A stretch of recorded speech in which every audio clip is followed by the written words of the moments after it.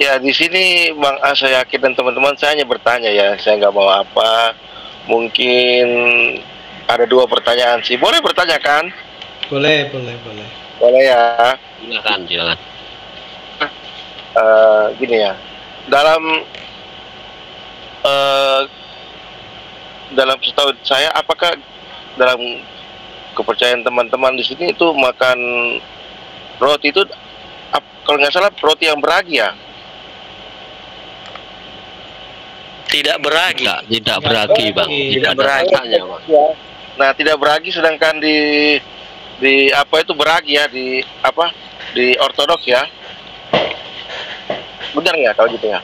Saya kurang dengar ya kalau di ortodok beragi atau tidak ya, Bang ya. Iya, saya tahu saya sih itu yang kalau di teman ortodoks itu beragi, sedangkan teman-teman di sini tak beragi. Kalau kan? beragi berarti tebal ya. Beragi tebal berarti tidak. Iya. Besar lagi. Maksudnya beragi itu ya. Maksudnya beragi itu apa namanya, ada bumbunya gitu ya. Dia nggak plain ya, nggak tawar. Ada pengembangnya. Ada pengembang. Atau gimana? Ya, kalau gitu menurut sih. saya, maksudnya beragi itu ada tambahan, jadi ada rasa gitu loh, ada taste-nya. Tapi tanpa ragi itu hambar, yang plain ya, yang nggak ada rasa. Itu Iya, karena menurut saya. Menurut itu kan, iya itu yang dibagikan waktu apa ya? Mungkin saya nggak tahu makna beragi. Kalau teman-teman Katolik bisa nggak dijelaskan kenapa tak beragi itu, sedangkan teman di sebelah harus beragi. Itu bisa dijelaskan nggak itu? Maksudnya apa itu? Silakan Apa ya, Kang. Pak Sayake tahu ya? Iya. Wah, saya tidak tahu secara pasti ya, cuman perkiraan saja ya, bahwa roti itu benar-benar murni ya. Itu seperti itu ya. Jadi tidak seperti ketika kita kalau mau dipakai sesuatu yang suci ya, prinsipnya harus suci juga ya, tidak ada campuran unsur atau partikel yang lain ya. Mungkin seperti itu ya, tapi mungkin ini sangat tidak memuaskan jawaban teman-teman, ini asumsi pribadi ini. Karena Ya tidak apa-apa, oke, tidak apa-apa. Oh Kita siap sama-sama ini Pak RT. Sama-sama Shalom. belajar. Kayaknya ada ya Pak. seperti itu. Pak RT ada pakarnya nih, mumpung ada Pak RT aku tanyakan sama dia. Malam semuanya. Malam, Halo, Bro. shalom. Selamat malam Pak Pak RT. RT. Ya, sorry baru bergabung ini, baru lihat habis dari tempat apa arisan ya, kata Pak Centang. lanjut. Saya ikut dulu atau langsung nimbrung nih? Langsung aja, Bang. Langsung nimbrung karena Oke, ditanyakan tentang apa tadi kan, roti beragi dan tak beragi. Ya, kalau teman-teman Iya. roti tak beragi, sedangkan di setahu saya, maaf kalau saya salah, di ortodoks memakai roti yang beragi. Oke. Gitu. Itu ya. Saya tolong coba jawab ya. Ya.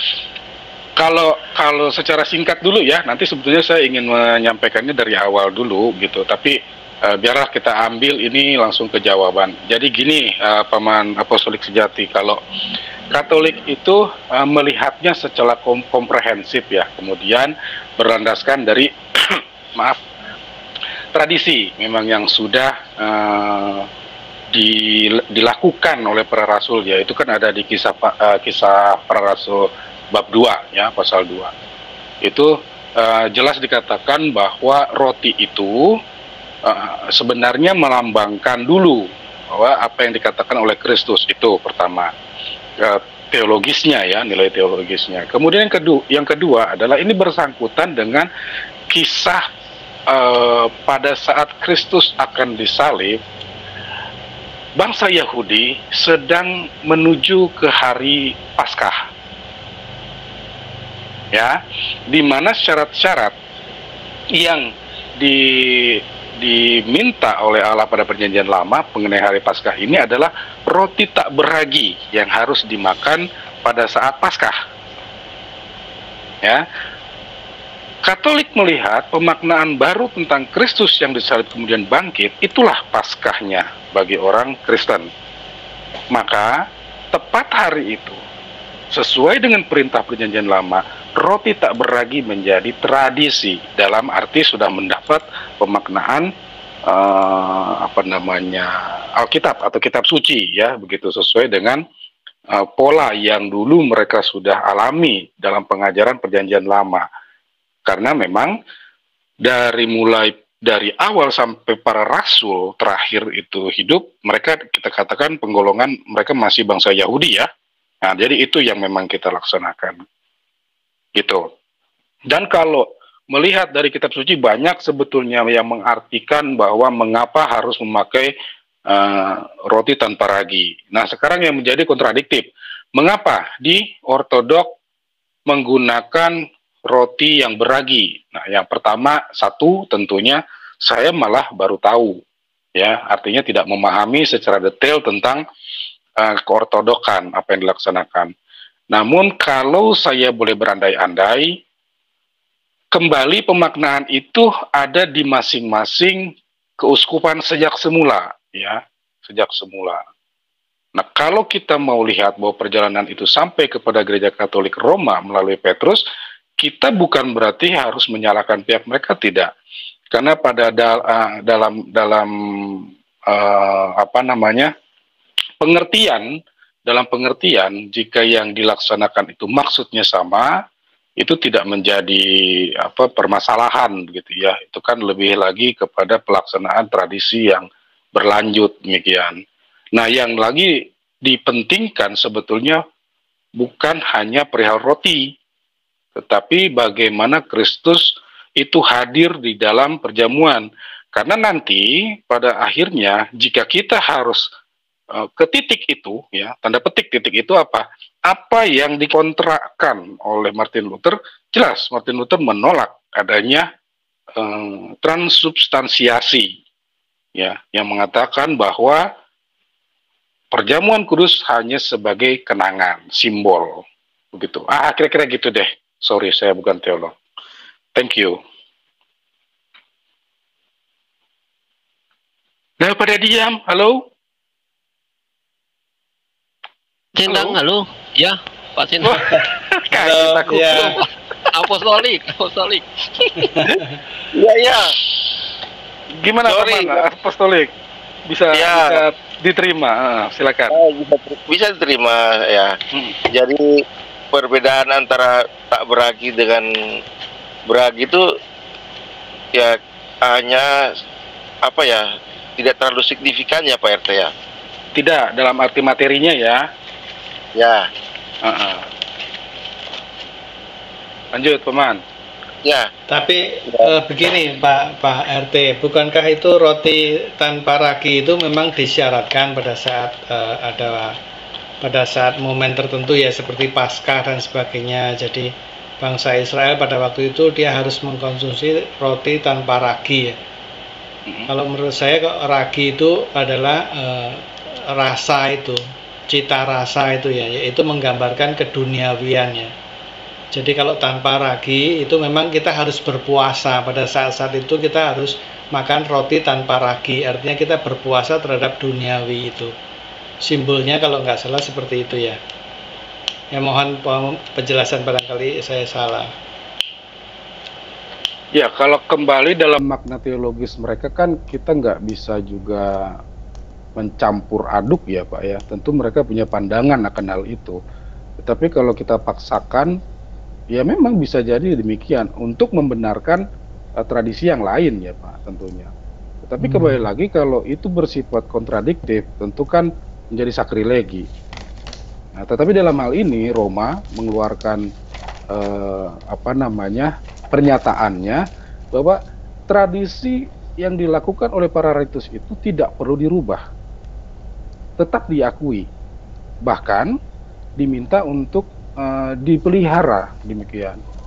Nah, itulah kembali ke yang kalau kita maknai ya, sebenarnya itu menjadi tambahan ya, tambahan berbagai macam cara ya, yang kita lakukan ya, dengan yang letak geografis berbeda, latar belakang budaya etnis berbeda, itu tetap bisa nyambung gitu. Seperti pernah kan kita bahas tentang salah satu gini aja, saya pernah kok menggambarkan ya, ibaratnya begini. Kalau gereja Roma mengatakan 100 pasal, pertanyaannya, apakah seluruh paroki atau seluruh keuskupan yang ada bisa melaksanakan 100 pasal? Mari kita lihat, ketika mereka yang di Afrika, ya katakanlah berbeda cuaca, iklim dan sebagainya, tentu mereka belum pernah mengalami yang namanya musim salju, musim ini. Ini analogi sederhana maksud saya ya. Bagaimana dengan 100 pasal tadi? Pasti ada yang berkaitan dengan itu, yang tidak bisa serta-merta dilaksanakan, gitu. Nah, kita tahu juga di tempat lain sebaliknya. Nah, kemudian mari kita lihat dari latar belakang sejarah ya. Perkembangan ketimuran itu memang lambat, Paman. Kenapa? Dari sejak abad ke-6 atau sebelumnya, pra-6, mereka terus mengalami yang namanya pergolakan. Dari mulai invasi Islam, ya, kemudian terus berlanjut ke perang salib, kemudian skisma dan seterusnya. Sampai detik ini pun kita lihat Timur Tengah itu selalu dalam keadaan yang tidak nyaman gitu loh. Maka artinya ke 100 tadi ya, kembali ke yang tadi, bisa saja mereka hanya melaksanakan hanya 60. Syukur 60, 40 pun masih kita terima karena kondisional. Nah, hal-hal yang seperti itu kan artinya kalau menyangkut materi ya, cara melaksanakan, terus harus begini, harus begitu, yang sifatnya tidak apa ya tadi saya bilang ya, tidak menyimpang lah begitu ya. Maaf, saya nggak bisa mencari kata lain, istilahnya begitu, tidak menyimpang dengan pedoman awal yang dimaknai harus begini secara umum, harus begitu secara umum, bukan yang spesifik. Saya kira masih bisa ditolerir perbedaan itu. Namun seperti tadi ya Pak Arpa, bagi kita nih secara pribadi, memang yang namanya khamir, ragi mengkhamirkan seluruh adonan, nggak pas rasanya kalau ditempatkan di posisi roti tadi yang dimaksud untuk hosti gitu loh Pak. Ya betul. Iya kan? Ya kita harus bijak lah. Nggak bisa kita terapkan semua. Bukan berarti bahwa ragi tadi menjadi simbol rusak gitu. Itu mungkin lebih berkaitan kepada moral umat ragi itu.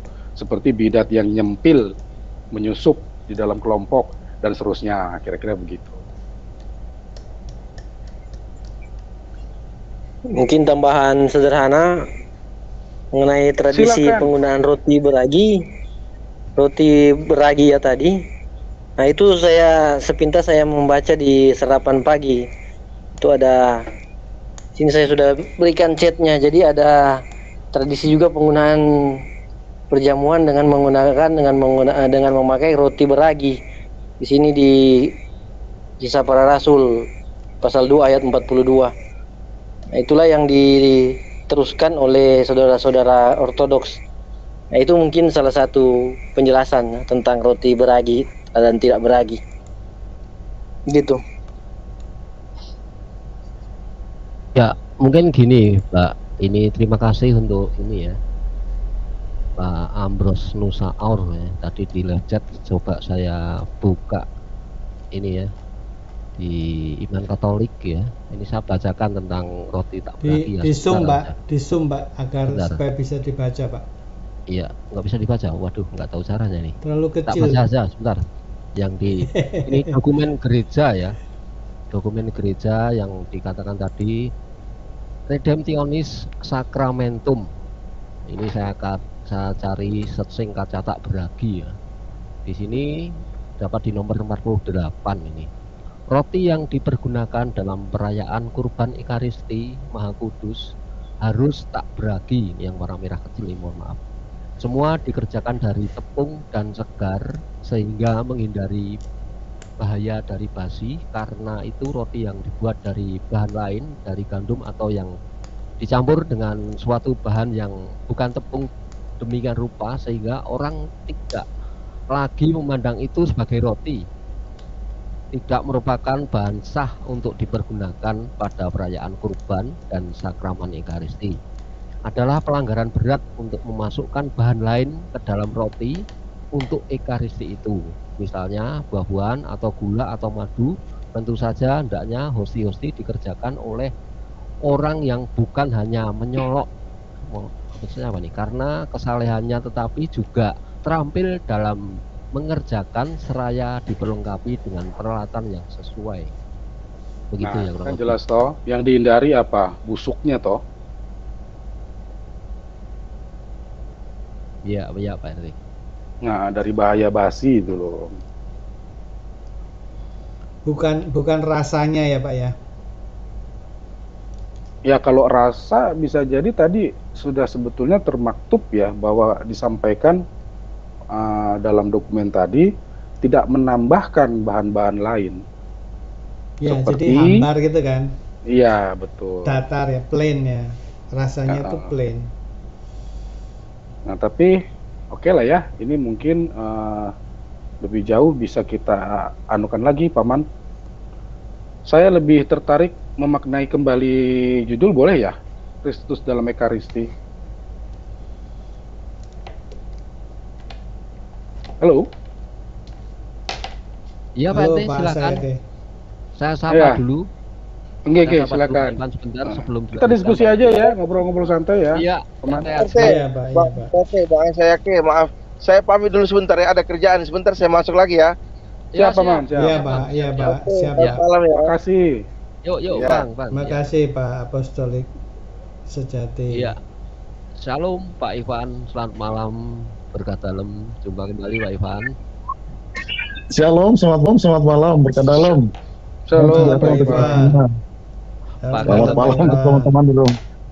Ya. Lanjut Mas. Oke, baiklah. Iya Pak RT, silakan Pak RT, dilanjut Pak RT.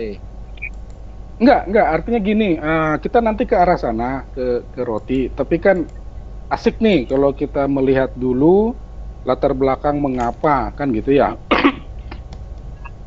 Bisa sampai Iya, kita iya, memaknai Kristus dalam Ekaristi, kan pada akhirnya begitu muaranya. Ya. Oke, saya ambil dari hal yang awal dulu, nanti yang lain menambahkan ya. Ini sebetulnya terlalu memaksakan kalau saya lihat perjanjian baru dilihat mencari dasar di perjanjian lama ya. Tetapi tidak salah karena tipologi ini berkait dengan sejarah aja, kemudian cara pandang yang mirip-mirip ya. Kemudian memang ada benarnya juga kalau perjanjian baru itu berawal atau berasal dari perjanjian lama.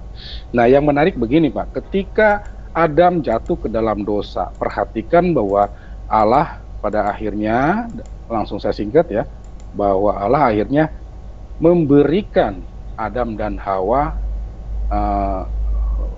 penutup tubuh gitu ya, atau pakaian yang berasal dari kulit binatang. Ya kan? Nah, pertanyaannya pada saat itu, bagaimana caranya kulit binatang tersebut dapat diberikan kepada Adam dan Hawa, sementara tidak diceritakan lebih lanjut bagaimana binatang tersebut bisa terkuliti, kan gitu. Ya, maka itu bisa dijadikan suatu penggambaran awal bahwa Allah menginginkan manusia itu tetap selamat ya, sedemikian kasihnya kepada kita sampai Allah bersedia tanda petik mengorbankan hewan lain, dalam hal ini katakanlah seekor atau 2 ekor domba demikian, untuk diambil kulitnya sebagai pakaian Adam. Nah, ini sangat jelas memaknai pada akhirnya nanti bagaimana Yahudi sangat percaya bahwa Sang Mesias itu adalah domba atau kurban atau domba kurban begitu yang akan mengorbankan dirinya. Dengan pengorbanan Mesias itu, pralambangnya ada di Kejadian, maka kita bisa lompat sekarang ke arah yang sesuai judul, bahwa Kristus sang anak domba yang dimaknai dalam perjanjian baru memang harus dikurbankan. Nah, itu kan titik pangkalnya dulu kita melihat. Kemudian dalam perjanjian lama juga perihal roti mana dari surga, itu juga secara tidak langsung diklaim oleh Yesus ketika Yesus menyatakan bahwa ialah yang dimaksud dengan roti hidup atau roti dari surga. Nah, ini kalau kita mau rinci, ada kisah tentang hal itu ya. Tapi yang justru lebih menarik, ya, ketika akhir dari perikop tentang roti hidup pada perjanjian baru, yaitu pada Yohanes 6 ya, Yohanes 6 ayat 25 dan seterusnya, nanti akan berhenti pada perikop murid-murid yang mengundurkan diri di Galilea. Nah, di ayat situ tuh udah mulai kelihatan banget ya rohnya pasal tersebut, di mana anak manusia yang diseandangkan oleh Yesus itu mempertanyakan bagaimana untuk dapat hidup di dalam Dia, yaitu dengan menerima tubuhnya yang akan dikurbankan. Nah, itu yang saya sampaikan ya ke arah ekaristi begitu. Maka kita yakin dengan apa yang dikatakan Kristus itu, bahwa mereka hanya dapat hidup kalau ikut memakan tubuhnya. Nah, ini yang dimaknai oleh gereja pada akhirnya, bahwa melihat tubuh yang dimaksud itu bukan lambang seperti ditentang oleh Martin Luther, tapi benar-benar tubuhnya. Nah, maka nanti akan berkaitan dengan hal yang lainnya tentunya ya, di mana Kristus sebagai imam, kemudian ia sendiri yang mengorbankan, yaitu transubstansiasi, dan seterusnya, yang bisa kita rinci nih malam ini bersama-sama, sehingga kita bisa memaknai judulnya memang, ya, Kristus hadir dalam Ekaristi. Begitu dari saya. Silakan yang lain, monggo. Iya, terima kasih Pak RT. Sudah mengawali ya, mengingatkan kembali ya, bahwa memang harusnya pembahasan dari awal. Terima kasih Pak RT. Ya, Pak Ivan, silakan Pak Ivan menambahkan. Ya, makasih. Ya, saya kira tadi sudah jelas ya dari Pak Syaki, kemudian dipertajam lagi oleh Pak RT. Tadi juga sudah sempat dengan Pak Harpa dan juga Pak siapa tadi itu yang sebelumnya. Omnivora, Pak. Ya, Pak Omnivora ya. Ya. Saya baca juga di live chat itu Pak Ambrosius tadi ada mengangkat mengenai penggunaan roti tak beragi ya. Jadi mungkin kalau kita di gereja barat istilahnya ya, menggunakan yang namanya istilahnya hosti ya. Dan hosti ini kemungkinan sudah digunakan sejak abad keempat ya. Nah, sebelum abad keempat, gereja barat masih menggunakan yang namanya roti sebagaimana seperti gereja timur atau ortodoks. Jadi ortodoks kemungkinan besar mereka menggunakan itu dalam konteks sebagaimana yang memang terjadi pada waktu perjamuan terakhir yang dilakukan oleh Kristus itu. Jadi memang roti yang digunakan pada waktu perjamuan terakhir itu, kalau berdasarkan Injil, diindikasikan bahwa rotinya itu roti beragi. Mengapa? Karena peristiwa itu terjadi sebelum pergantian malam menuju kepada Paskah. Sebab kalau Paskah Yahudi kan menggunakan roti tak beragi. Jadi pada waktu malam perjamuan terakhir masih tetap menggunakan roti yang beragi, dan inilah yang dilakukan terus, termasuk juga tadi di live chat ada menulis praktek itu juga dilakukan dalam Kisah Para Rasul ya. Nah, berjalan terus di gereja barat juga mengikuti. Nah, namun kemudian nanti pada abad keempat, akhir abad ketiga, pertengahan abad keempat, gereja barat menggunakan hostia atau roti tak beragi. Nah, penjelasannya ya tadi sudah dijelaskan teman-teman ya. mungkin dari sisi praktis, tetapi juga ada teologis di situ. Praktis dalam arti kata bisa awet, tidak basi. Kemudian teologisnya yang tadi disinggung oleh Pak Ambros di live chat bahwa roti tak beragi ya awet. Dengan demikian juga Kristus, tubuh Kristus yang adalah roti itu sendiri terwakilkan secara teologis dengan roti tak beragi yang tadi itu. Dan kemudian setelah transubstansiasi jadilah tubuh dan kemudian untuk anggur jadi darah. Nah itu mungkin kurang lebih perjalanannya ya. Nah mengapa bisa demikian? Karena Paskah yang selalu kita peringati itu kan setiap hari Minggu, hari pertama dalam minggu, dan Paskah itu menggenapi Paskah Yahudi yang memang menggunakan roti tak beragi. Sehingga itulah kenapa kemudian Gereja Barat menggunakan hosti.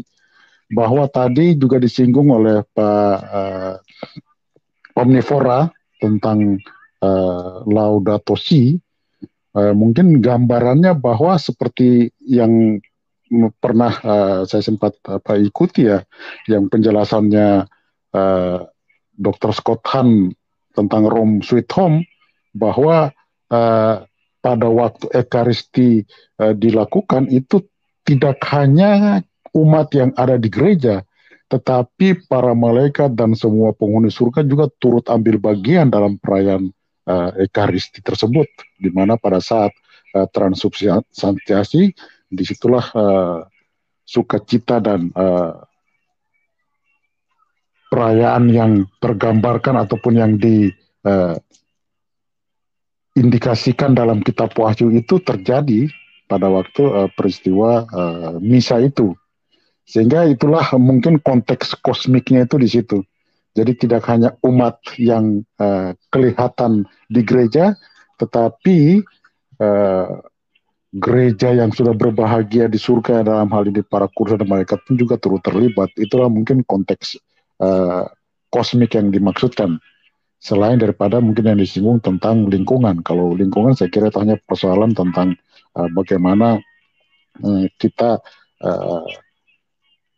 merawat alam sebagaimana yang diperintahkan oleh Tuhan pada waktu penciptaan ya. Tetapi kalau konteks Ekaristi mungkin yang dimaksudkan dengan kosmik ya konteks seperti yang pernah digambarkan oleh Scott Hahn dalam bukunya Rome Sweet Home. Sementara kita dulu Bro Asyake.